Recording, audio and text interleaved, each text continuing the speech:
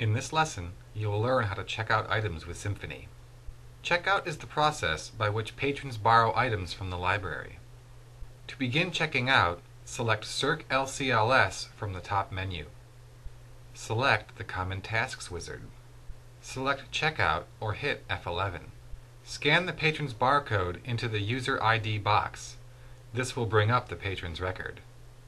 If the patron does not have their library card, click on the user search icon at the top of the screen. A pop-up screen will appear. Enter the patron's name, last name first, into the Search For box and then hit the search button located next to it. This will bring up a list of possible hits. Select the correct patron and hit the Checkout to User button at the bottom of the screen. This will bring up the patron's record. If a patron has a hold, overdue books, fines, or if we need to give a patron a message, a pop-up window will appear first. Notify the patron of the relevant information and click on OK to proceed to the account. When you bring up the patron's record, you will be able to tell what they have checked out currently, what they have on hold, and any bills they may have accrued. Scan the item to be checked out into the Item ID box. You will see the barcode number appear in the box. If an item has multiple parts, is on hold, in transit, or has not been properly checked in, a pop-up box will appear. You must supply an override password to continue checking out the item. Once the item has been properly scanned, it will appear on the patron's list of checkouts along with the date due. Continue scanning for multiple items. Once you are finished checking out, click on Check Out to New User to bring up the print window for a date due receipt. Click on OK to print the receipt. You are ready to check out the next patron. The previous patron will remain in the Current button until you scan the next library card. In this next section, we will learn how to renew items. After you have brought up the patron's record, select Renew User's Items under Common Tasks, or hit F3. This is normally used when you are doing renewals over the phone or if the patron is present but the items are not. You will have to bring up the patron's record again by clicking on the Current button.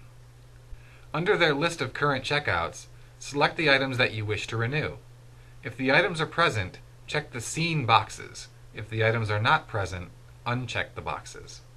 Once you have selected the items, select the Renew Selected Items box at the bottom of the screen. If any items have exceeded their renewal limit, a pop-up box will appear asking for a password. The next screen will tell you that all items have been renewed and gives you the new due dates. It will also tell you which items were unable to be renewed.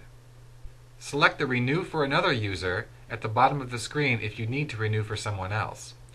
Select the Close button to return to the checkout screen. A print window will pop up to print the date due receipt. Click on OK to print the date due receipt. You will then be back to the checkout screen. For convenience, there are several ways to renew a small number of items that are present.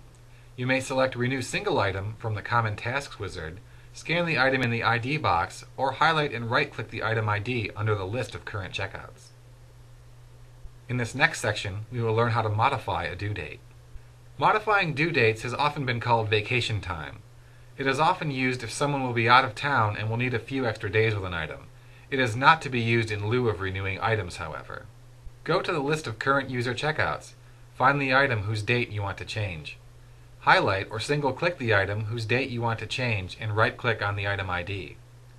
Select Modify Due Date from the drop-down menu. A pop-up window will appear.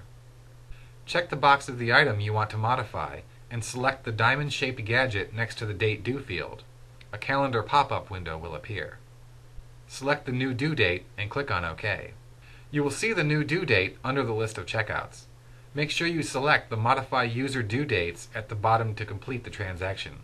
You will then be taken back to the patron's record.